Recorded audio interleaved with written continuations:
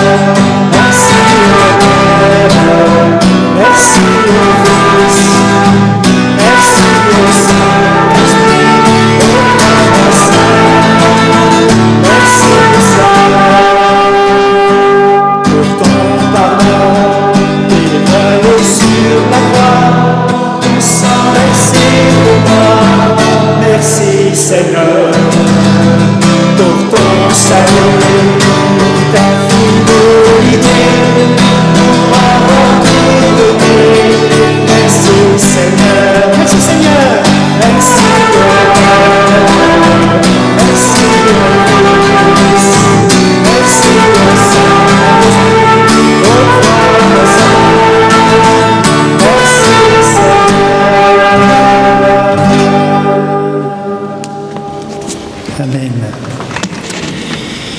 Oui Seigneur, nous voulons te louer, toi notre Père. On te bénit, toi notre Père céleste, toi le Père de Jésus. Louange à toi, tu veux être aussi notre Père ce matin, avec ton amour et avec ta miséricorde. On veut te louer, Père. Te louer, toi Jésus. Te louer et te bénir parce que tu es le Fils de l'amour du Père. Et tu veux être aussi notre frère. Tu es venu pour nous libérer de tout ce qui nous pèse, tout ce qui nous inquiète, tout ce qui nous attriste. Alors on veut reconnaître que tu es ce libérateur.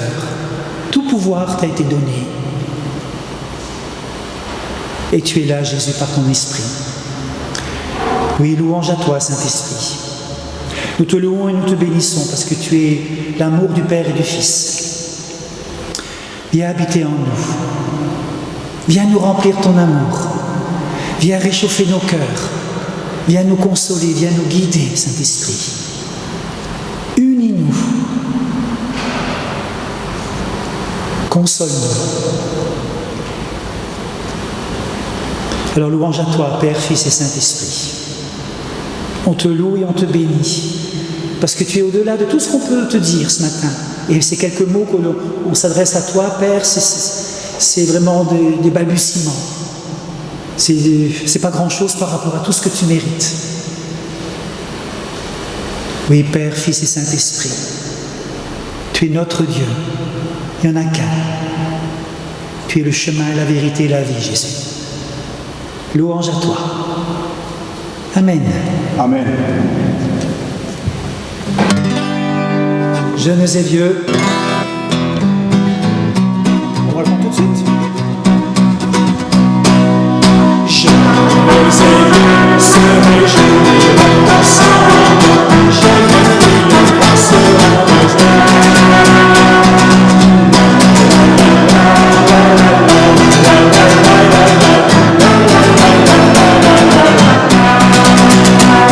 Je changerai leur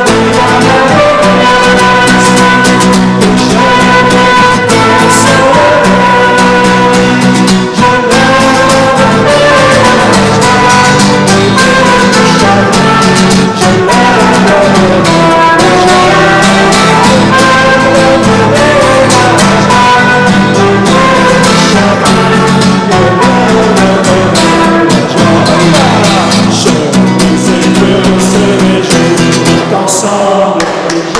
filles danseront de joie.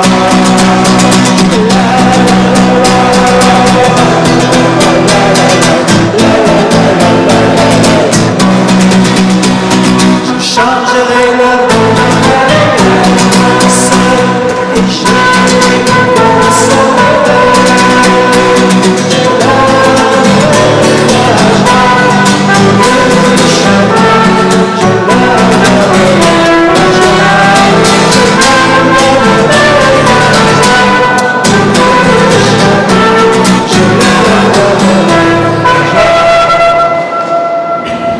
Ça fait du bien, non? De louer le Seigneur. Je vous invite à prendre place. Je leur donnerai la joie au lieu du chagrin. Merci Seigneur pour cette promesse. Que ta parole puisse s'accomplir encore ce matin. Il y a un moment de joie, puis il y a un moment aussi où on se place devant Dieu avec tout ce qu'on est. Alors on va prier ensemble. Oui Seigneur, c'est notre joie que de te célébrer. Tu veux mettre la joie au lieu du chagrin. Et la joie que tu donnes, c'est pas simplement, c'est déjà pas la joie du monde, c'est une joie profonde qui vient de toi, une joie et une paix dans les difficultés. Alors oui Seigneur, merci pour cette joie et cette paix que tu donnes. La joie de savoir que notre vie est entre tes mains et tes mains sont fortes, elles sont sûres, elles sont puissantes pour nous protéger, pour nous bénir. Et c'est vrai Seigneur qu'on peut se rappeler durant cette semaine combien tu as été présent à nos côtés. Et je sais que tes enfants ici pourraient témoigner de ta présence, combien tu as guidé, combien tu as conseillé, combien tu as été présent auprès de chacun, même si nous, parfois, on était loin de toi. Alors oui, Seigneur, on veut reconnaître que nous nous sommes séparés un petit peu de toi. Tout ce que nous vivons, ça a pris plus de poids que tes promesses, que ta parole, que ta présence. On s'est laissé entraîner comme un caillou qui tombe dans l'eau tout au fond, puis on s'est noyé. On a peut-être pleuré, on s'est inquiété. On a eu peur. Alors Seigneur, on veut te demander pardon pour cela, parce que nous savons que tu es là au milieu de nous. Pardon pour notre manque d'amour.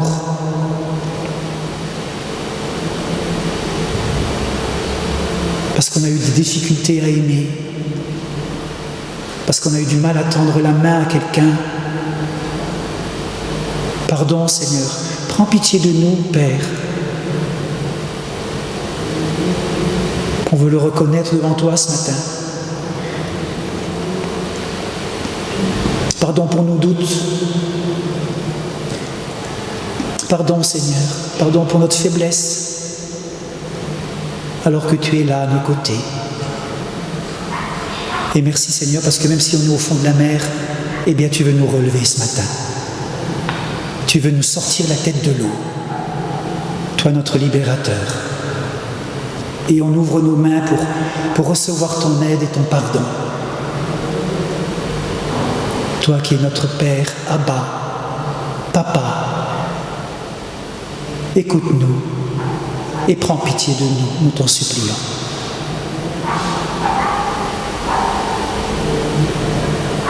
On peut avoir quelques instants de silence pour dire ce qui peut nous peser ce matin.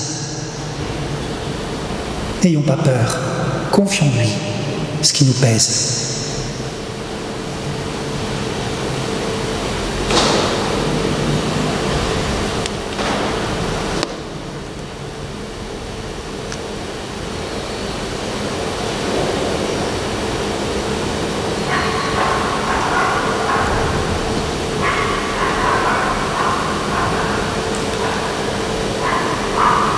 Tu es là et tu entends.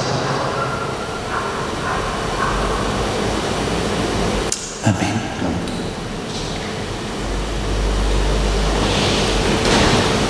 On peut rester assis pour continuer cette prière en chantant le 229 « Touche nos oreilles ». C'est comme une prière, donc on peut, voilà, si vous ne connaissez pas trop, vous voyez les paroles, vous pouvez chanter, vous pouvez lire les paroles tout simplement. « Touche nos oreilles ». Nous entendrons. Touche nos oreilles, nous entendrons.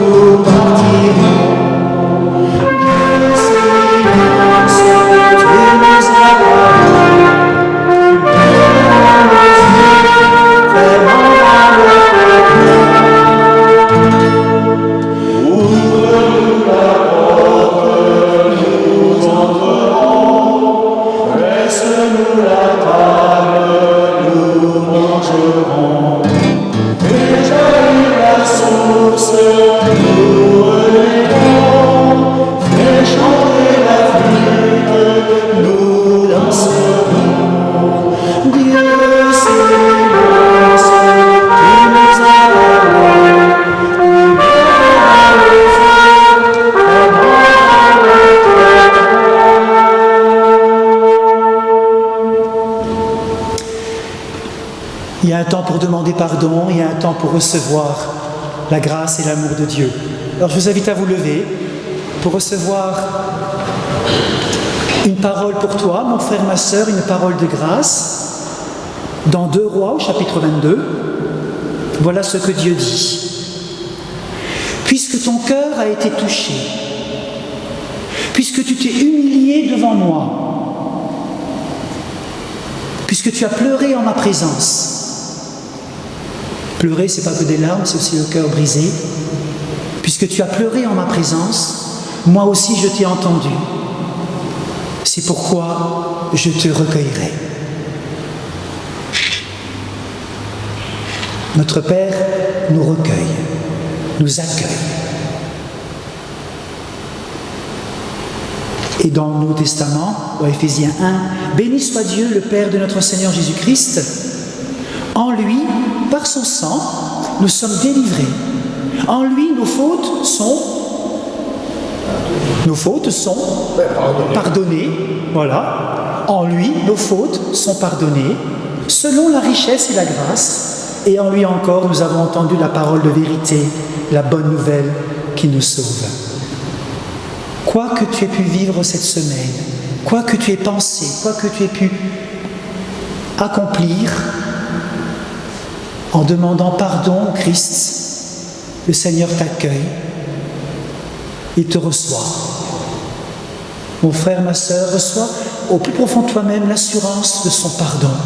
Il t'aime, oui toi, il t'aime et il t'accueille. Amen.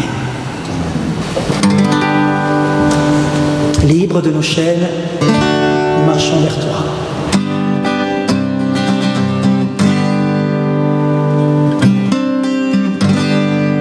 Libre de nos chaînes, nous marchons vers toi. Ta souveraineté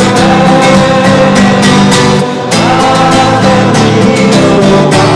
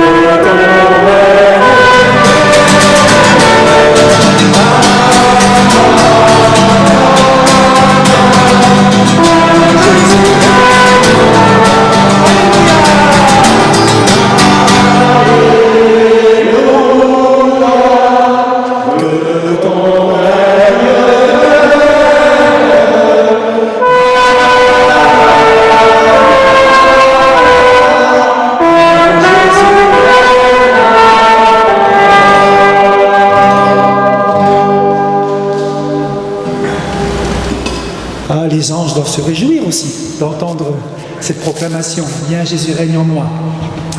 Et ensemble, je vous invite à confesser votre foi. Bon, voilà. Ensemble. Oui, je crois que Dieu nous aime. Il se tient patient auprès de nous. Il prend la main que nous ouvrons pour nous faire découvrir la paix et la joie. Il nous demande d'exister dans une identité renouvelée de fils et de filles à la suite de Jésus-Christ. Je crois que Jésus-Christ est venu incarner l'amour de Dieu. Cet amour a été donné par ses gestes et ses paroles à des hommes et à des femmes qui nous ressemblent. Il a su se laisser porter par Dieu pour faire advenir son royaume. Sa souffrance témoigne de la lumière de Dieu devant la souffrance humaine. Sa résurrection est une manifestation de la présence de Dieu dans toutes nos ténèbres. Je crois que l'Esprit Saint nous fait recevoir l'amour de Dieu. Il est à l'œuvre dans le monde d'aujourd'hui, et il y a en route une multitude d'hommes et de femmes, et nous fait reconnaître les signes du royaume donnés des mains. Je crois qu'au sein de la communauté chrétienne se transmet le rôle de veilleur pour dire notre espérance au monde. Amen. Seigneur, nous voici devant toi pour entendre la parole que tu veux nous dire aujourd'hui. Permets que dans les paroles humaines que nous allons entendre, nous puissions chacun entendre dans notre cœur la parole que tu veux nous adresser aujourd'hui pour nous.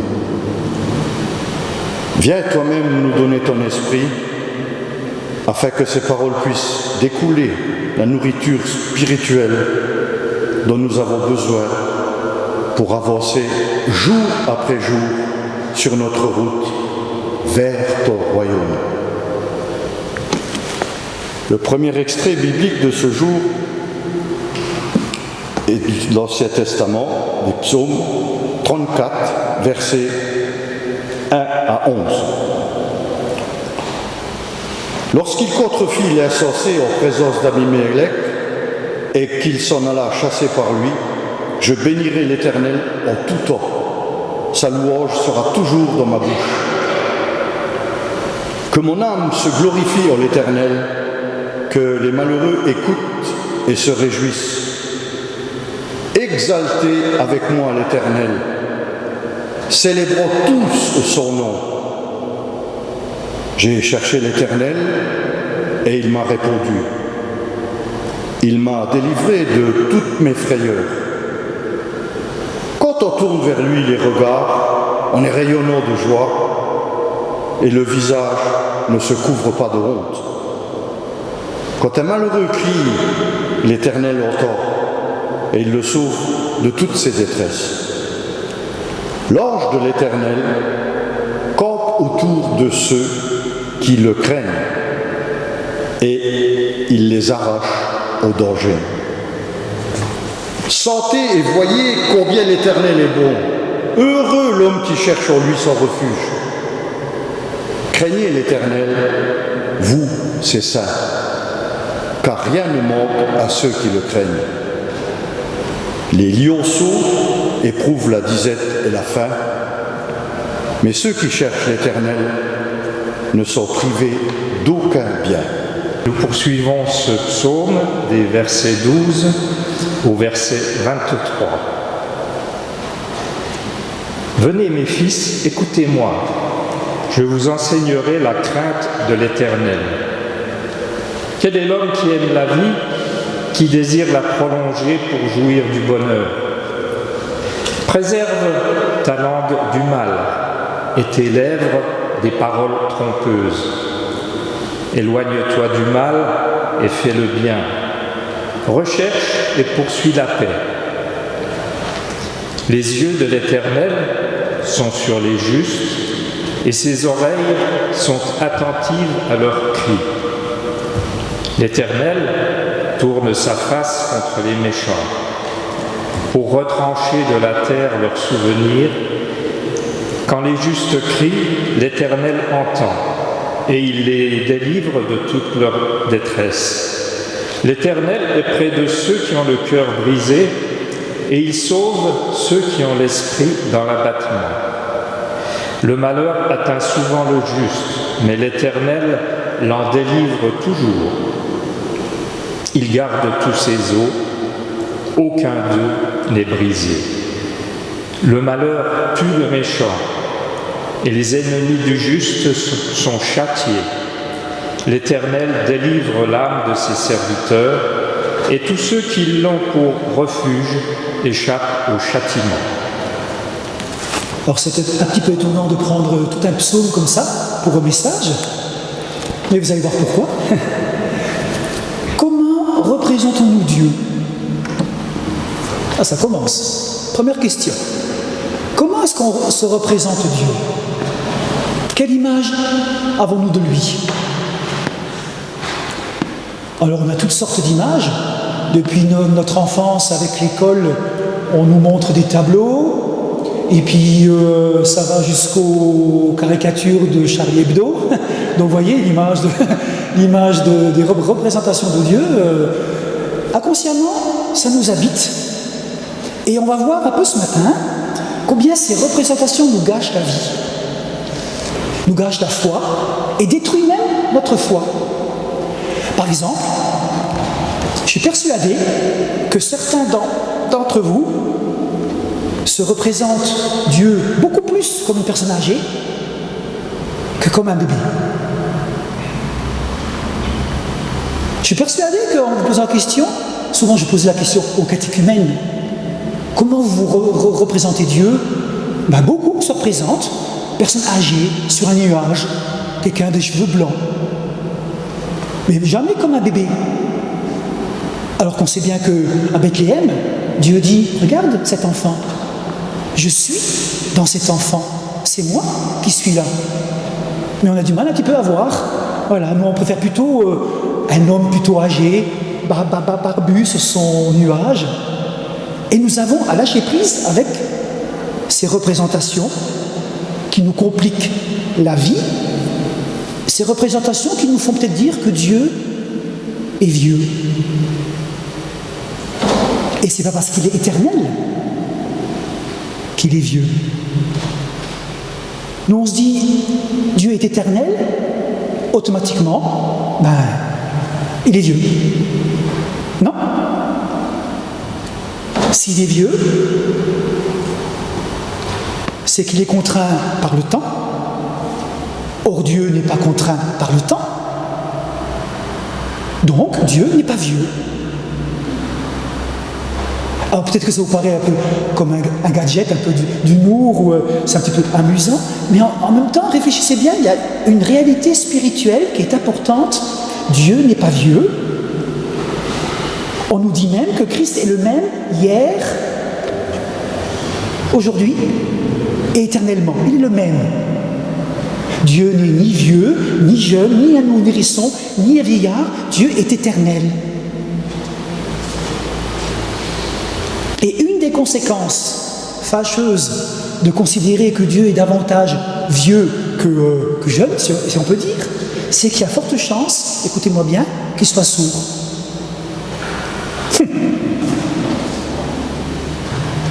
Parce que ça arrive à 70% des gens qui sont là, vous êtes âgé, alors vous êtes un petit peu sourd, le niveau d'audition baisse, ça c'est le prix du rallongement de la vie, et beaucoup de gens prêchent un Dieu qui est un petit peu âgé, qui est éternel, vieux, et donc incidemment un peu sourd.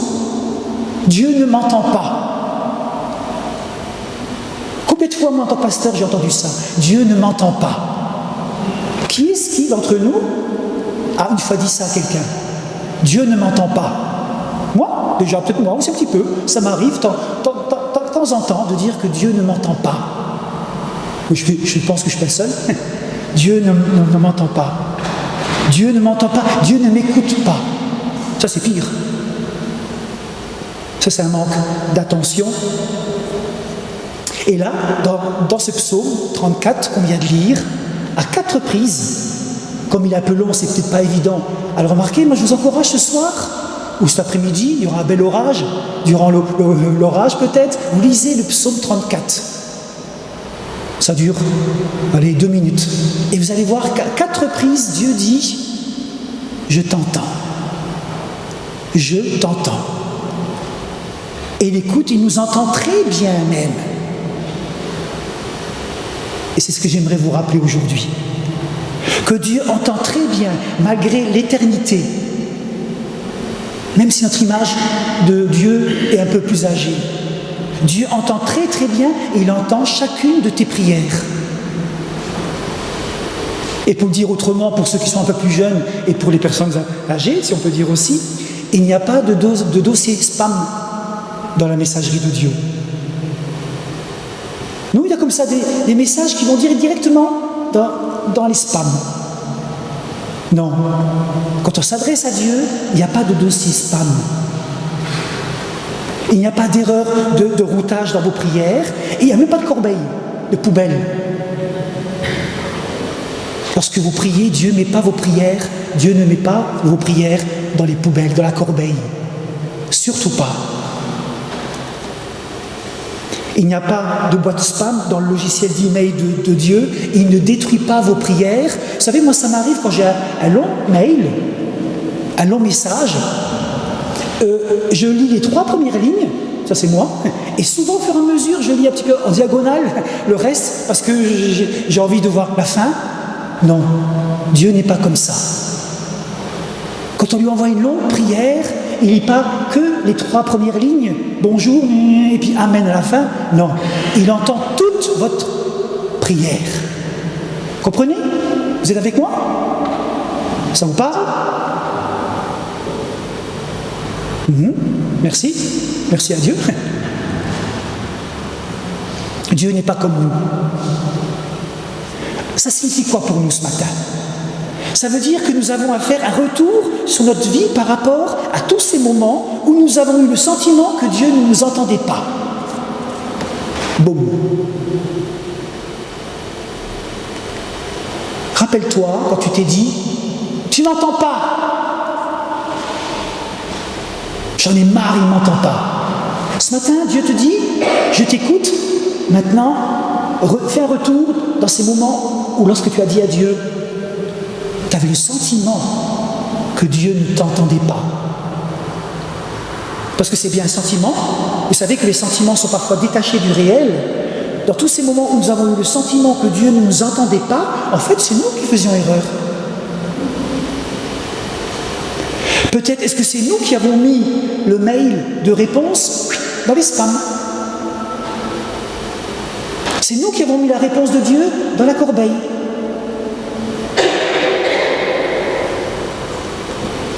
Peut-être que c'est nous qui avons mis cette réponse dans les spams ou dans la corbeille parce que la volonté de Dieu, la réponse de Dieu, ne nous plaisait pas. Elle était un peu désagréable.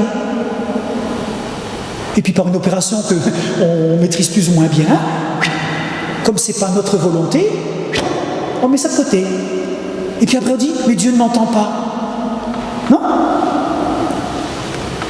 En tous les cas, aujourd'hui avec ce psaume 34, nous l'avons entendu, Dieu nous répond par rapport à nos peurs, par rapport à notre avenir, par rapport à tout ce qui nous concerne.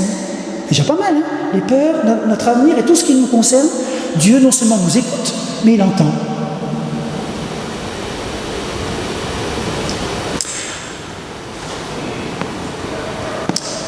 On continue? Une autre petite représentation qu'il faut détruire au même moment, c'est de considérer qu'à partir du moment où quelqu'un nous a entendus, il doit nous obéir.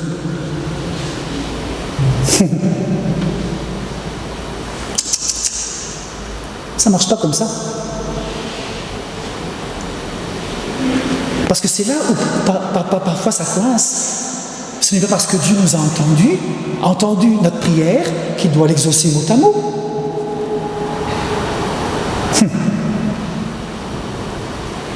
Quand on était plus jeune, il y a encore des petits, mais ils sont un peu trop petits. Rappelez-vous, quand on était plus jeune, au collège, au lycée, « Seigneur, je te demande un 20 en maths. » Et Dieu dit, « Travaille. » Et ça, dans les spams. Vous voyez ce que je veux dire?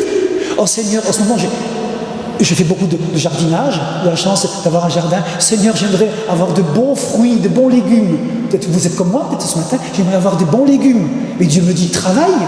Et alors là, ça on n'aime pas trop. Voilà.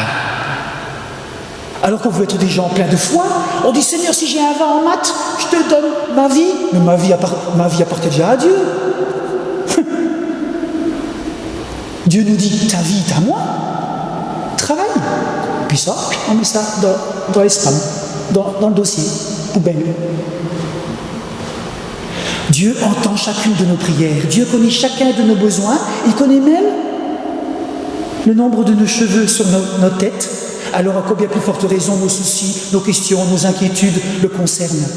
Alors ce matin, au nom de Jésus-Christ, je proclame ça à ton esprit. Voilà, Dieu entend et il a entendu ta prière. Le Père a entendu chacune de tes prières. Abandonne toute croyance qui dirait le contraire. Refuse toute croyance qui dirait le contraire. Dis non à toute croyance qui dirait le contraire. Dieu entend ta prière.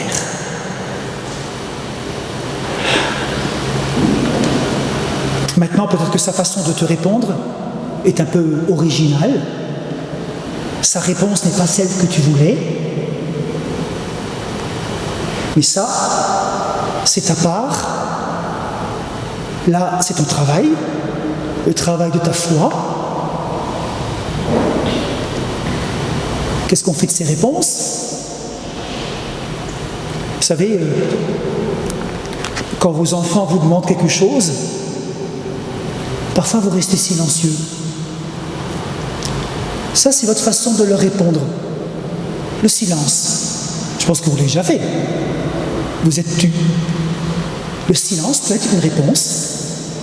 Et c'est souvent une façon de dire « La ressource est en toi, cherche-la en toi, j'ai confiance en toi, vas-y, fais, avance. »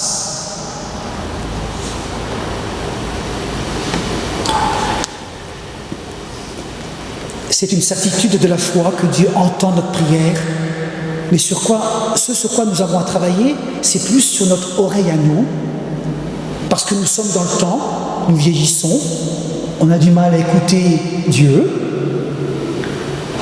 Souvent nous avons envie de faire la volonté de Dieu, mais quand la volonté de Dieu se fait trop précise, l'envie baisse, parce que c'est pas exactement ce qu'on avait programmé. Et finalement, le défi de notre foi, c'est de nous mettre à imiter Jésus-Christ.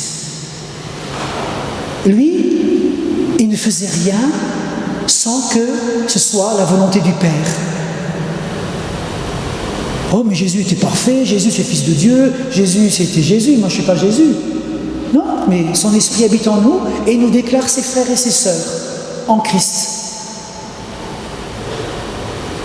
Souvent, j'imagine, je pense, on le voit, Jésus disait, que veux-tu que je fasse? Voilà, ça c'était sa réponse, Seigneur, que veux-tu que je fasse pour toi? Quel est ton désir pour maintenant? Je maîtrise très bien un domaine, j'ai toute la connaissance, j'ai bossé, je connais les choses, mais toi, est-ce que tu n'as pas, Seigneur, toi, quelque chose d'original, sans doute, à me dire? Ta façon de faire, ta réponse n'est pas la mienne. Même si on est intelligent et si on a prévu, même si on connaît et on sait, laissons Dieu, Seigneur, que veux-tu que je fasse? Voyez? J'ai vu cette semaine, et ça m'a marqué, un petit bout de femme qui est décédée il y a quelques années, un petit bout de femme de 1m60, Mère Teresa. J'ai vu son film la semaine passée, et ça m'a impressionné. Ce petit bout de femme, en 1950, elle a fondé la Congrégation missionnaire de la charité. 65 ans plus tard, en 2015, écoutez bien, il y avait 5200 sœurs qui servaient dans 760 maisons dans 120 pays. Et il y avait également 400 frères dans sa congrégation qui servaient dans 70 maisons. Près de 6000 personnes en 65 ans. Un petit bout de femme. Et vous savez ce qu'elle dit? Comment elle en est arrivée là? Comment cette congrégation a grandi pour l'amour du Christ? Écoutez bien, elle dit, plus nous recevons dans la prière silencieuse, plus nous pouvons donner. Je répète, plus nous recevons dans la prière silencieuse, plus nous pouvons donner. Elle demandait à ses sœurs 3 heures de prière silencieuse. Et à partir de là, elle agissait dans le monde. Mais on voit bien ce qu'elle a fait. 6000 sœurs autour d'elle, maintenant. Seigneur, que veux-tu que je fasse? petit bout de femme, une personne.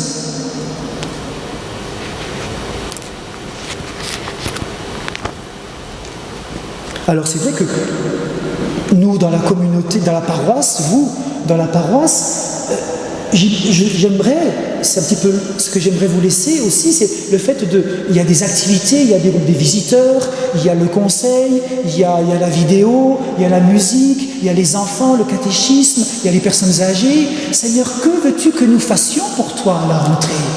Il y a les bâtiments. Oui, on a l'intelligence, on a l'expérience, on a la connaissance. Mais Seigneur, toi, qu'est-ce que tu veux, toi?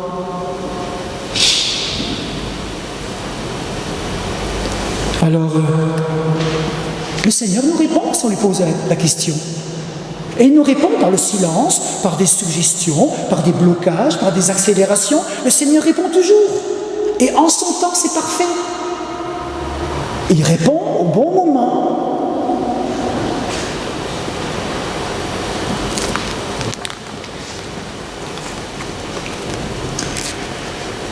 Le Seigneur entend, le Seigneur répond.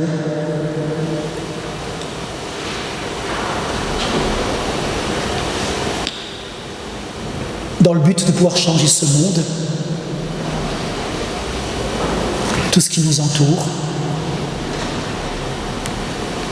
Il aimerait que notre relation avec lui devienne plus profonde, pas simplement le dimanche matin de 10h30 à 11h30, pas simplement 2 minutes de prière, Seigneur, quand je m'endors. Non, une relation intime, plus profonde, un dialogue avec lui. Seigneur, que veux-tu? Tu m'entends? Je te dépose ce qui est important pour moi, mais toi, j'attends ta réponse. Parce qu'il veut que notre monde change et il nous envoie pour ça. Pour que ce monde soit ramené à Dieu. C'est notre destinée.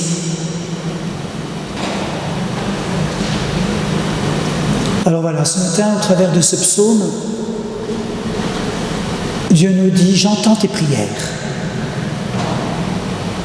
Durant le petit interlude musical, je vous invite à exprimer en silence votre cri. Sachez qu'il entend. Et puis, arrêtez-vous et demandez-lui, Seigneur, et toi, qu'est-ce que toi tu en penses maintenant? Que veux-tu? Je vous invite à la prière.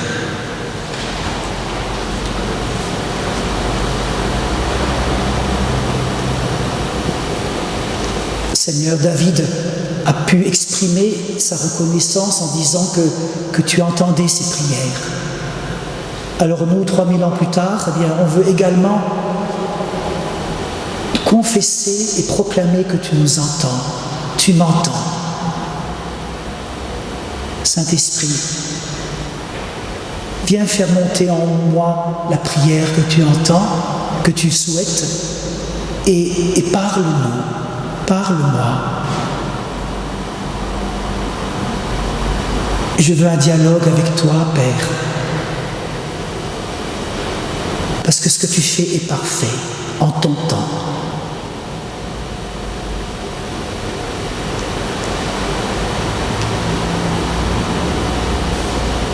Amen.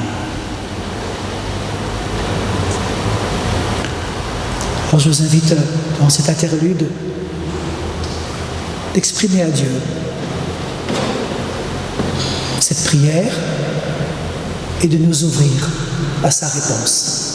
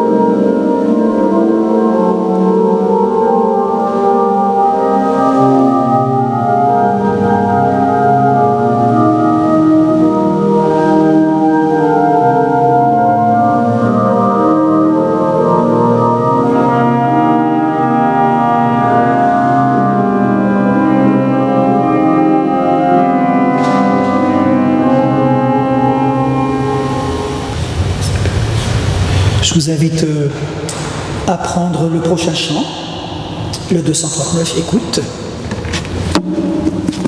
Vous devinez bien pourquoi j'ai choisi ce chant. Écoute, entends la voix de Dieu. Le 239.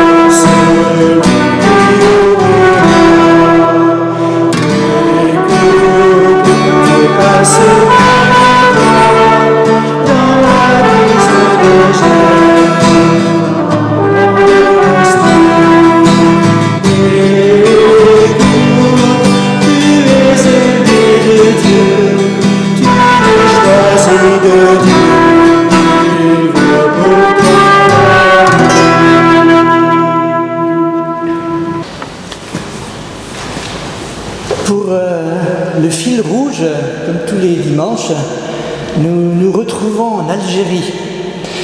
Parce qu'en Algérie, il ne fait pas toujours bon être chrétien. Et là encore, il y a des églises qui ont été fermées parce que c'est un endroit qui est risqué, puisque bon, c'est là où il peut y avoir une subversion. Et donc, l'État algérien a fermé encore 3 églises et il y en a déjà 16 en tout qui ont été fermées. Et donc face à cette politique de fermeture des églises, beaucoup de chrétiens algériens font preuve de courage et de foi exemplaire. À l'image du pasteur Youssef, c'est un pseudonyme qui déclare: Dieu a aidé l'Église algérienne à se libérer de la crainte. Même à travers cette persécution, nous avons beaucoup d'occasions de témoigner dans les commissariats, dans les tribunaux et dans beaucoup de lieux, et nous n'avons pas peur de vivre notre foi. Certes, elle comporte des risques, mais Dieu agit. Pour lui, le salut de l'Église d'Algérie ne peut venir que d'en haut, d'où la nécessité absolue toujours de rester à genoux, toujours de prier, toujours de jeûner et demander à Dieu sa grâce et sa protection chaque jour. Nous concernant, nous avons réalisé l'importance et la joie de pouvoir nous rassembler de nouveau après des semaines et des semaines où nous ne pouvions plus. Demeurant dans la prière aux côtés des milliers de frères et de sœurs algériens qui sont privés de lieux de culte en raison de leur foi. Et donc les sujets de prière qui sont proposés par Porte Ouverte cette semaine, c'est louons Dieu pour le courage et la persévérance des chrétiens et des responsables d'église en Algérie, demandant au Seigneur son intervention pour que les églises reçoivent rapidement l'autorisation d'ouvrir leurs portes. Prions pour qu'aucune autre action légale ne soit entreprise contre les églises et que les campagnes gouvernementales cessent. Et comme nous avons entendu, et je remercie Daniel, que Dieu écoute toujours, il entend et il écoute, alors soyons sûrs que si nous prions, Dieu agira aussi, en son temps, mais Dieu agira. En ce qui concerne aujourd'hui ici, dans la région, donc le culte de dimanche prochain se passera donc à Yutz, puisque nous êtes une fois c'est à Thionville, une fois à Yutz. Dimanche prochain ce sera à Yutz et nous remercions et nous accueillons les gens de Yutz et nous accueillons aussi les gens qui viennent même de très loin, parce qu'il y en a qui viennent de l'île de la Réunion. Alors soyez les bienvenus. Un voyage exprès. Oui. Alors, au niveau des activités pour Thionville, le jeudi, c'est un jeudi qui est chargé, puisque le jeudi matin, nous nous retrouvons pour travailler dans la paroisse, pour faire de la peinture, faire du jardinage, etc. Et donc, ceux qui veulent y participer, soyez les bienvenus. Le jeudi matin à 9h, on vient ici et puis on fait les tâches qui sont prévues pour cette journée-là. Un petit café. Il y a toujours un petit café à 11h et même au prix. Et donc le jeudi après-midi, il y a l'ouvroir des dames qui se retrouve aussi tous les jeudis après-midi. Au niveau des activités, il n'y a rien pendant les vacances en dehors de ça. Et donc, par contre, après le culte, ce culte, il y a toujours un binôme de prière qui est là. Et donc, si vous avez justement, on en a beaucoup entendu aujourd'hui au niveau de ce serment, que Dieu, il écoute et il entend ce que nous avons sur le cœur. Mais c'est bien aussi d'être encouragé par des personnes. Donc, il y aura 2 personnes qui seront là et qui seront prêts à prier avec vous si vous désirez, si vous avez un souci, une joie, parce qu'il n'y a pas que des soucis, il y a aussi des joies avec le Seigneur. Et donc, si vous voulez, nous sommes prêts à vous accueillir, à prier ensemble. C'est où? Juste là, devant la chaire. Et on s'engage à prier toute la semaine pour vous. L'offrande sera recueillie à la sortie, comme d'habitude, et nous remercions Dieu pour tout ce qu'il nous donne, que ce soit matériellement, mais que ce soit aussi spirituellement. Donc hier, il y a eu un gros orage sur Yutz, et donc la foudre est tombée sur le presbytère, et donc au niveau électrique, il y a des gros soucis, et il va falloir revoir tout ça.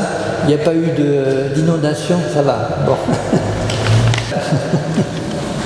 Par contre, si, on peut déjà réfléchir, que ce soit pour Thionville, Yutz, Weilafensch et la vallée de l'Orne, on recherche des jeunes nés en 2009 pour le catéchisme. Donc, si vous connaissez des enfants nés en 2009, c'est vos petits-enfants ou d'autres. Donc, vous pouvez contacter votre pasteur, Alexis, et c'est vrai qu'on va faire le catéchisme en commun avec la vallée de l'Orne, Thionville, Yutz, vallée de la Fensch, et c'est moi qui m'en occupe avec Maximilien Luzeka, qui est suffragant sur Agondange. Donc, voilà, si vous connaissez des enfants, des jeunes plutôt, nés en 2009, pour commencer le catéchisme. Voilà, c'est bien de déjà faire l'annonce. Voilà, je vous invite à vous lever pour prier les uns pour les autres, pour la prière d'intercession.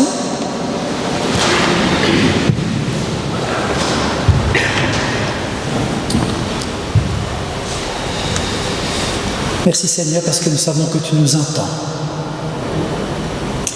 Alors du fond de nos cœurs, nous voulons d'abord te prier pour tous ceux qui vivent en ce moment une existence dure, pénible, et les raisons ne manquent pas, que ce soit à cause de la pandémie, que ce soit à cause des inondations, à cause de la persécution, à cause de la maladie. Seigneur, nous voulons te les présenter tous ce dérèglement climatique et toutes les souffrances que ça occasionne dans notre pays et dans le monde entier, jusqu'en Chine. Seigneur, nous te prions d'intervenir. Aide-nous. viens conseiller tous ces dirigeants et nous te présentons notre gouvernement, notre président, les ministres et tous ceux qui sont en responsabilité. Nous te les présentons en ce moment de réflexion et toutes les décisions qu'ils doivent prendre dans beaucoup de domaines. Seigneur, nous te prions pour que la paix reste dans notre pays, en France. Te prions pour que le calme et la paix, que tout ce qui peut nous diviser et nous fractionner, que cela ne se réalise pas, mais qu'au contraire qu'il y ait l'unité. Te prions pour que ce peuple, notre peuple en France, soit encore et toujours uni en toi. Viens bénir notre gouvernement et donne-leur d'être entourés par de sages conseillers. Nous te les présentons. Nous savons que tu entends et que tu agis. Nous te présentons celles et ceux que nous connaissons autour de nous, nos enfants, nos collègues, nos voisins, nos parents, nos grands-parents, tous ces et ceux qui attendent notre prière, nous te les confions dans le silence. Prions pour eux.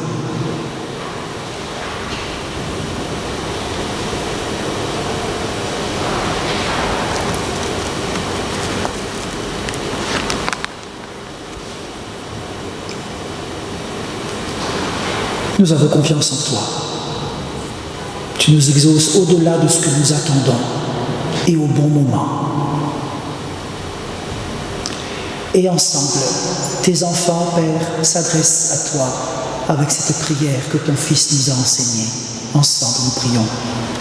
Notre Père, qui es aux cieux, que ton nom soit sanctifié, que ton règne vienne, que ta volonté soit faite sur la terre comme au ciel. Donne-nous aujourd'hui notre pain de ce jour.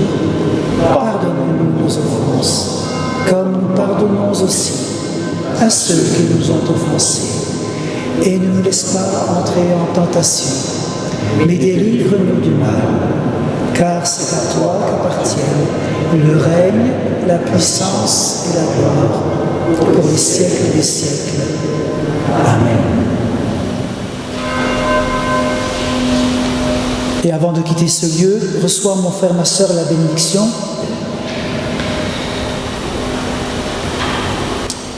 Que Dieu le Père vous donne la force et la puissance pour vaincre le malin et surmonter toutes les tentations. Que l'amour du Christ remplisse ta vie et que l'Esprit de Dieu verse en toi sa force, sa douceur et sa paix dans ton corps, dans ton âme et ton esprit. Allez avec la bénédiction de celui qui est le Père, le Fils et le Saint-Esprit. Et toute l'Assemblée répond Amen. Amen. Amen.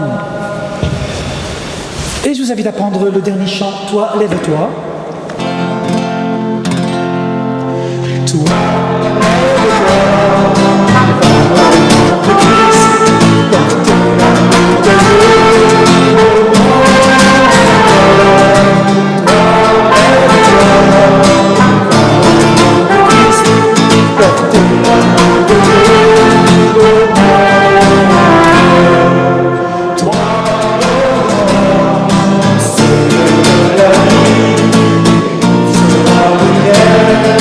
Lève-toi,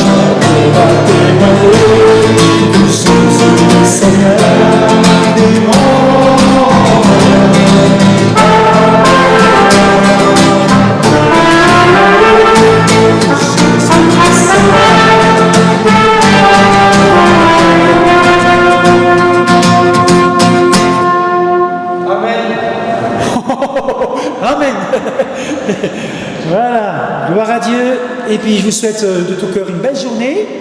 Et puis à dimanche prochain, à Yutz, voilà, à 10h30. Bon dimanche.